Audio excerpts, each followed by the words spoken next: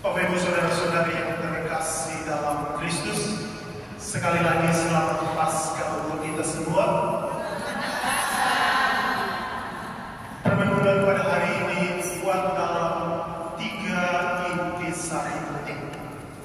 Yang pertama, Paskah Kristus mengubah hidup kita. Yang kedua, Paskah Kristus menguatkan iman kita. Dan yang ketiga, Paskah Kristus menuntut kita untuk menjadi pewarta kebangkitan. Tadi malam di paroki banyak muka yang baru, karena saya selalu ingat muka umat paroki saya. Jadi kalau ada yang baru, menandakan mungkin baru pertama kali ke gereja, atau yang kedua mungkin umat saya yang hanya ber-KTP CEO. Christmas, Easter only. Hanya muncul kalau Paskah dan Natal. Lalu kemudian tadi pagi saya ketemu satu ibu yang mengatakan, "Romo, saya dibaptis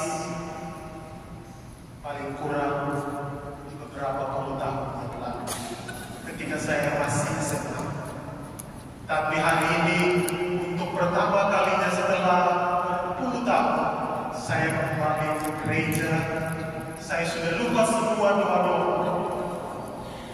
Tolong kasih teks doa-doa supaya saya bisa menghafalkan kembali." Saudara-saudari yang terkasih, kebangkitan Kristus mengubah kehidupan kita. Kita yang menjadi manusia lama mati bersama Kristus dan dibangkitkan bersama Kristus. Oleh karena itu kita menjadi manusia baru karena kebangkitan Kristus mengubah hidup kita. Umat yang CEO atau umat yang sudah jarang ke gereja juga dibaharui oleh kebangkitan Kristus. Oleh karena itu tadi pagi saya mengatakan kepada ibu tadi, paling kurang kebangkitan Kristus mengubah hidup kamu sehingga kamu mau kembali ke gereja. Kebangkitan Kristus juga mengubah para rasul. Santo Petrus sendiri, dia menangkal Yesus 3 kali sebelum Yesus dibaptis. Tetapi apa yang dia buat dalam bacaan pertama hari ini, kebangkitan Kristus mengubah hidupnya. Dia menjadi pewarta. Dia mewartakan apa yang dialami sendiri selama hidup bersama dengan Yesus. Bagaimana Yesus mewartakan kerajaan Allah, bagaimana Yesus menyembuhkan orang sakit dan mengusir roh-roh jahat. Dan yang kedua, ia mewartakan bahwa Yesus yang sama yang telah bangkit telah makan dan minum bersama-sama dengan mereka. Dalam bacaan kedua juga Santo Paulus, kebangkitan Kristus mengubah kehidupan Santo Paulus sendiri. Dia yang adalah seorang yang senantiasa menganiaya pengikut Kristus, dibaharui ketika Yesus yang bangkit mengetuk pintu hatinya di Damaskus. Dan pada saat itu kehidupannya berubah total. Ia menjadi pewarta iman. Saudara-saudari yang terkasih, sebagaimana Santo Petrus, Santo Paulus yang diubah hidupnya karena kebangkitan Kristus, kamu dan saya juga harus diubah oleh kebangkitan Kristus. Hidup kita yang lama harus diubah menjadi hidup yang baru. Intisari yang kedua, kebangkitan Kristus menguatkan iman kita.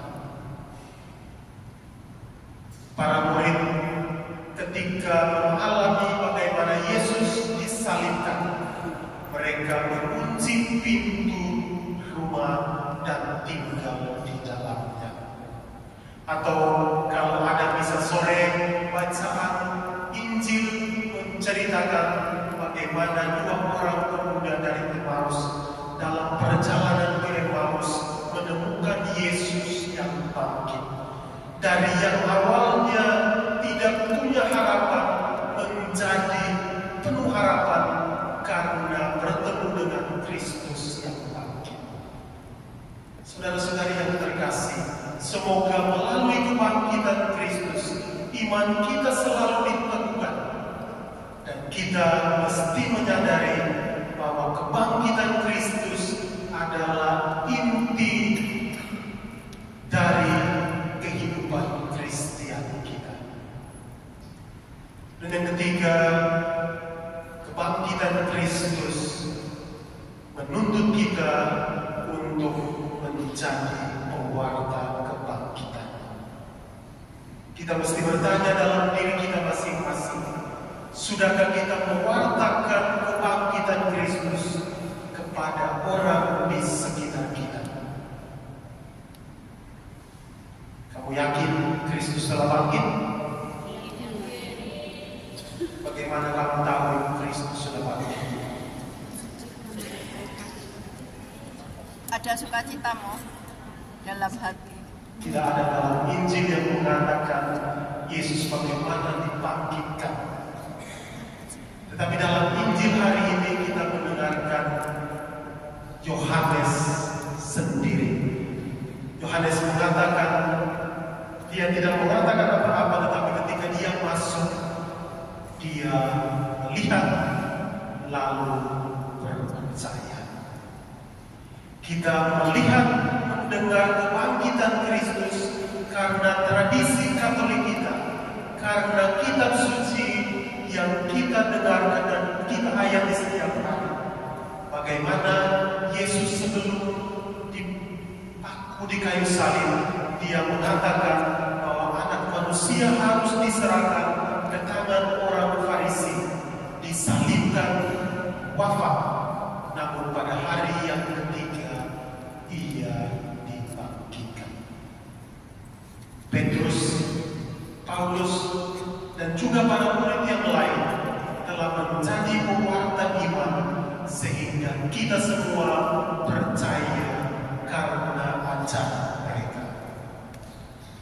Pada pesta Paskah ini, kita semua digerakkan hati untuk senantiasa mewartakan kasih Allah itu. Bagaimana Allah mencintai dunia sehingga ia menyerahkan putranya yang tunggal rela wafat di kayu salib. Namun ia telah dibangkitkan. Oleh karena itu saudara-saudari yang terkasih, pada hari Minggu Paskah ini, ketika kita kembali ke rumah, kita membawa 3 intisari besar Paskah untuk kita semua, sehingga kita dapat merenungkannya dalam keseharian hidup kita. Yang pertama,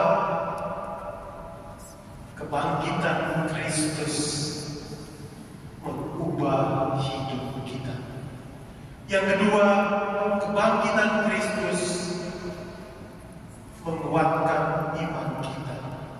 Dan yang ketiga, kebangkitan Kristus menuntut kita untuk menjadi pewarta